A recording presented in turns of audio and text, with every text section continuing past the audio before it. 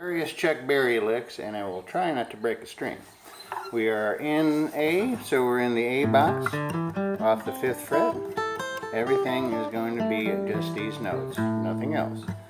First lick I showed you was your standard kind of Chuck Berry intro thing. You need to bar on the 5th fret the B and the E string together, which is kind of hard for you.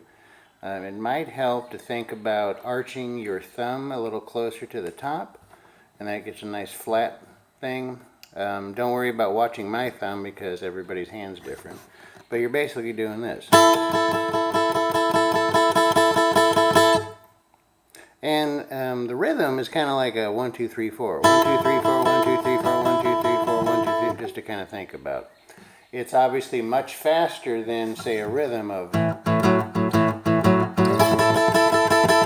that kind of thing. You can do several things with that. You can go down to the 4th fret and then come right back. Remember that if you're here, it is not in the key of A, so don't hang out there too much. So it's more like a...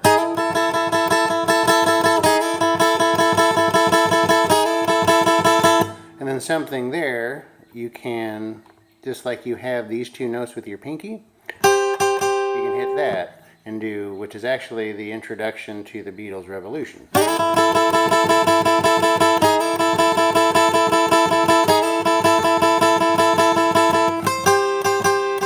You say you wanna, there you go. And then from there also you can do off the G string, 5th fret, you go 5th fret, 6th fret, and then 5th fret of the B. So you can do that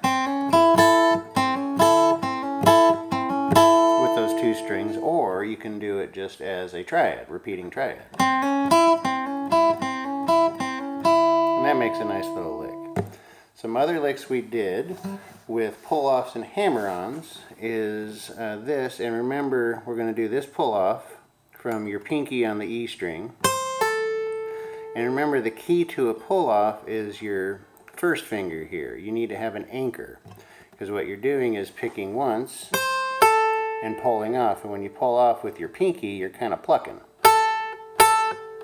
So, and you can do that as just a lick, or you can go and hit the 8th fret of the B string with your pinky. And so for those 3 notes, remember you're only plucking twice because you're doing that pull-off. And that works. You can reverse it by going to the 5th fret of the B string, 7th fret of the B string, 5th fret of the E string. So reverse it. And there you're doing a hammer-on, which is from this 5th fret, and again you need to anchor it, 5th fret of the B string to the 8th fret of the B string. That is one pluck with this hand. So there's a hammer-on. You have to really push down with your pinky to the point where you can hear it without plucking at all, which is hard to do, and it's definitely gonna hurt your hand a little bit. So that's a matter of building up finger strength. The balls are nice, the stress balls kind of thing, but it might be a good practice just to practice that hammer-on until you can hear the note, and that'll really build up the muscles in your hand. So you have that, but you're doing a triad where you're going with a hammer-on. Then another lick I showed you was the bend that broke my string. So from the G string 7th fret, you're bending, and then coming down on the 5th fret of the B string. And that guy kind of works. Those are the licks that I wrote down in your book. Next week we'll try some other ones. Keep on jamming. And I'll do another recording here of me playing so you can kind of practice those. So be right back.